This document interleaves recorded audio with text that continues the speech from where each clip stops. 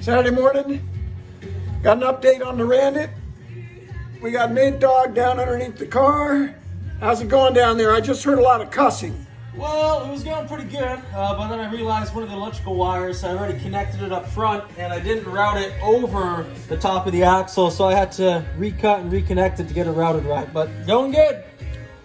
All right, so a little modification of the wiring for the new gas tank. We got the Holley Sniper EFI pump and Hydramat in the tank. I want you to check out what we got going on here. The Rochester is gone. Sniper EFI, Hyperspark.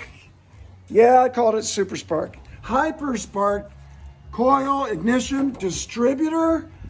I mean, it's going good. We're trying to get this thing running today, and I don't know if it goes really right. Guess what we're going to do? We're going to take this to the circle track, dirt track over there by Rio Vista. Nate Dogg says they got one over there near Able Chevrolet. Bunch of good people, high performance dealership. If you got a Corvette, Camaro track car, that's where you want to go. Rio Vista, outside of Sacramento, not far from the Bay Area.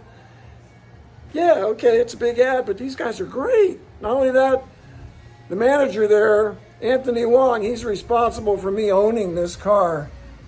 He knew the owner who'd had it since 1978. 77 Trans Am. Hopefully going to be running tonight or this afternoon. Cross your fingers.